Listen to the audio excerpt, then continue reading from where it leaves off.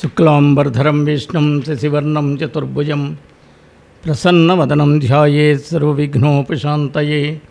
గురుర్బ్రహ్మా గురుర్విష్ణుః గురుర్దేవో మహేశ్వరः గురుస్సాక్షాత్ పరబ్రహ్మ తస్మై శ్రీగురవే నమః.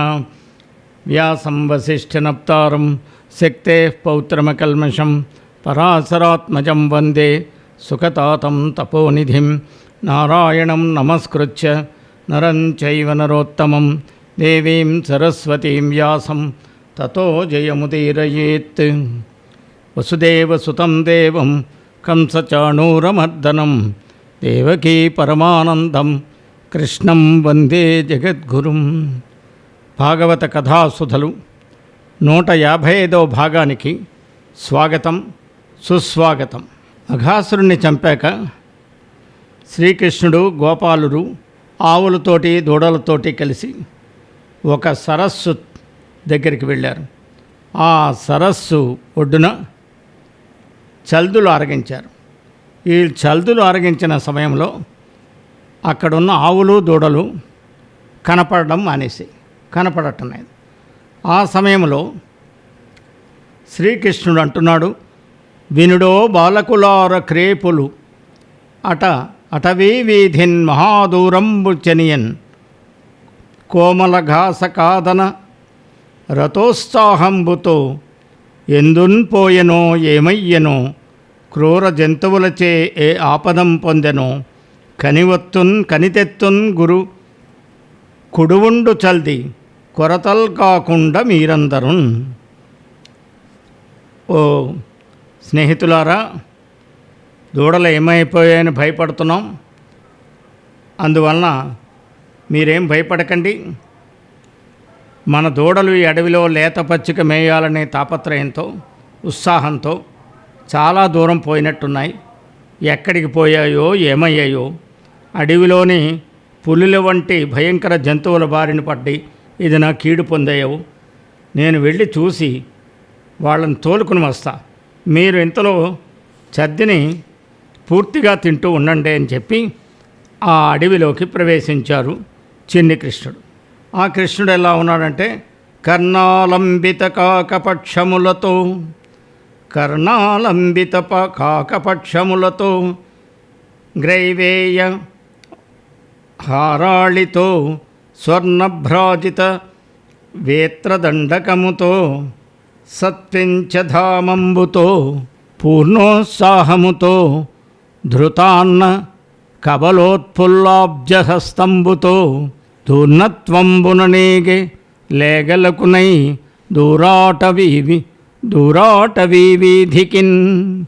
ఆ కృష్ణుడు గోపాల బాలుడితో చెప్పి దూడలను వెతకడానికని వెళ్ళాడు.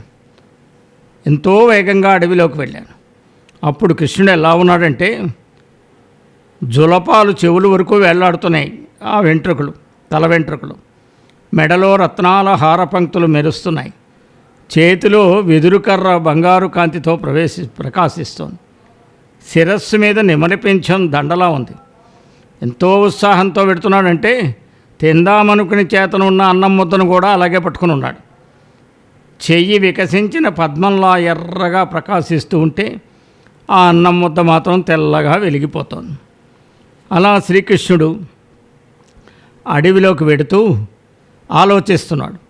ఇచ్చో పచ్చికమేసిన విచ్చో త్రావిన విత్రోయ తోయము ఏగిన విచ్చో ఇచ్చేట మందకొన్నవి ఇచ్చో బాసినవి జాడ ఇదే అనుచున్.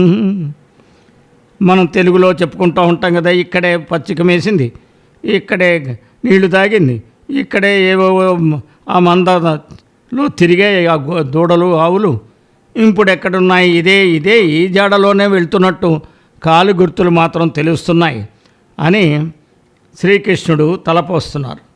కంజదలాక్షుండు వెదకెను కొంజొకలేగల అపార గురుతృణవనికా పుంజముల భీకర మృగ కుంజంబుల తరుళన్ గిరులన్ కొలంకులన్ నదులన్. ఆ పద్మ దళాల వంటి విశాలమైన నేత్రములు కల శ్రీకృష్ణుడు ఏమాత్రం వెనుకాడకుండా గడ్డితో ఎంతో ఒత్తుగా పెరిగిపోతున్న చోట, భయంకరమైన అడవి జంతువులుండే చోట, చెట్ల దగ్గర, కొండ ప్రాంతాల్లో, సరస్సులలో, ఏళ్లలో దూడలను వెతికాడు.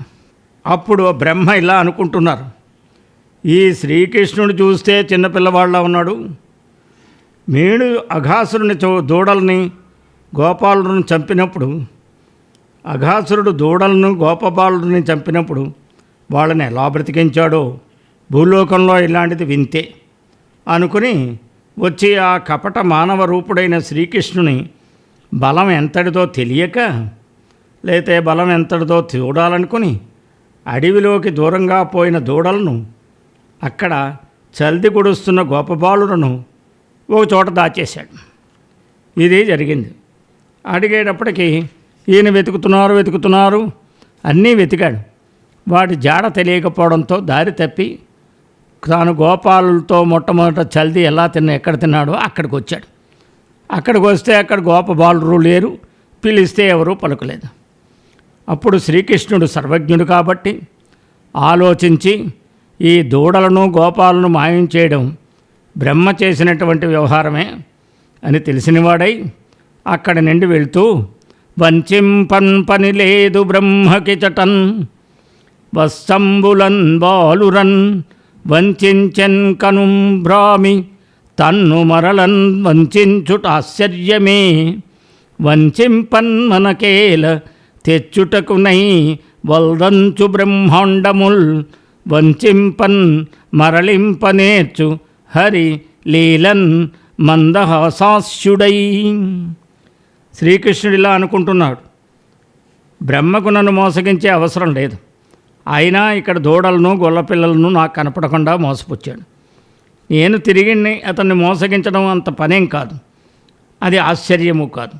మనకెందుకు, లేగలను గోపబాలులను మరల తీసుకుని రావడానికి బ్రహ్మను వంచవలసిన పనేముంది అనుకుంటూ, బ్రహ్మాండాలనే వంచగల మరలింపగల సామర్థ్యం ఉండే శ్రీకృష్ణుడు విలాసంగా నవ్వుతూ, గోపాల సుతులు ఏరని గోపికలకు చెప్పనేల గోపాల సుతులు లేరని గోపికలకు చెప్పనేల గోపాలకులున్ గోపికలు అలర బాలుర క్రేపుల రూపముల నే చరించెదననుచున్. నేను బృందావనానికి పెడితే గోపస్త్రీలందరూ అంటారు, వాళ్ళతోటి నేను మీ పిల్లలు లేరు, ఏమయ్యారో తెలియట్లేదు అని మనం చెప్పడం ఎందుకు? ఆ గోపబాలుర తల్లిదండ్రులు సంతోషించేలా నేనే గోపబాలురులా దూడల్లా వాళ్ళ రూపాలతో తిరుగుతూ ఉంటాను అని శ్రీకృష్ణుడు అనుకున్నాడు. అనుకుని సృష్టించారు ఒక్క క్షణంలో. కరముల్ పాదములున్ శిరంబుల వలగ్నంబుల్ ముఖంబుల్ భుజాంతరములున్ ముక్కులు కన్నులున్ శ్రవణముల్ దంతాదులున్ దండకాంబర స్రగ్వేణు విషాణ భూషణ వయో భాషా గుణాఖ్యాన తత్పరతల్ వీడవకుండ దాల్చె విభుడా వస్తార్భకాకారముల్. శ్రీకృష్ణుడు ఎంతో ఆలోచించి గోపబాలుర దూడల రూపంను తానే ధరించాడు. ఆ ధరించడంలో ఏ మాత్రం తేడా ఉండదు.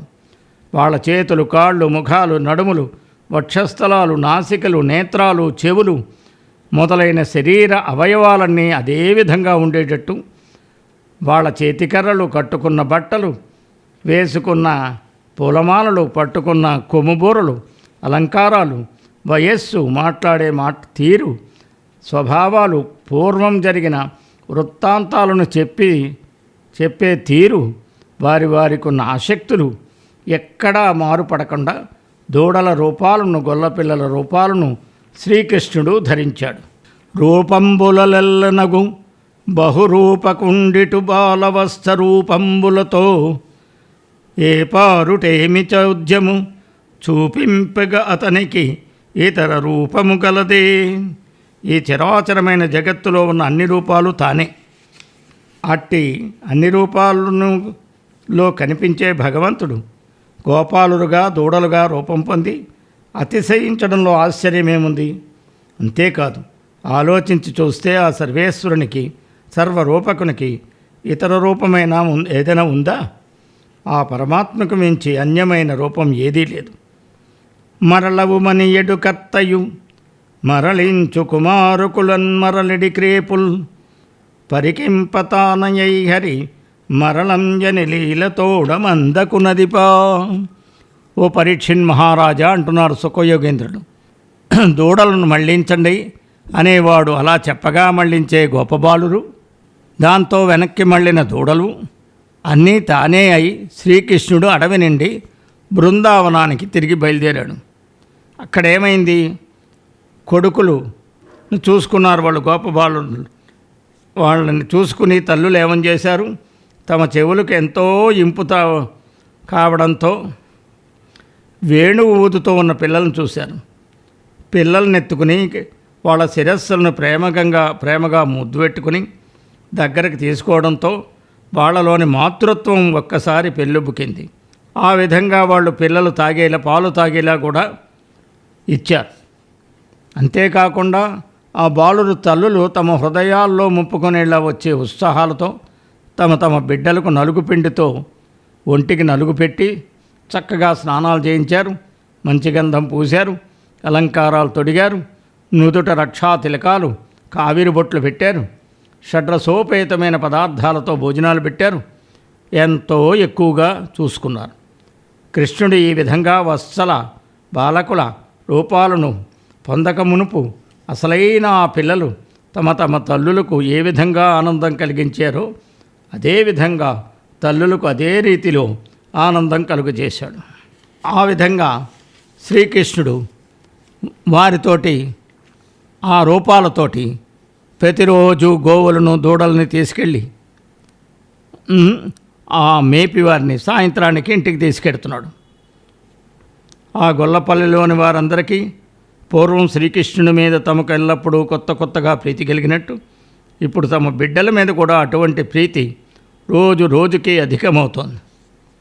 ఈ విధంగా కృష్ణుడు తానే దూడల రూపాలని, బాలుర రూపాన్ని ధరించి తనను తానే రక్షించుకుంటూ అటు బృందావనంలోనూ ఇటు అడవిలోనూ గొప్ప మహిమతో 1 సంవత్సరం నటించాడు. తర్వాత ఏం జరిగిందో వచ్చే భాగంలో తెలుసుకుందాం. సర్వం శ్రీకృష్ణార్పణమస్తు.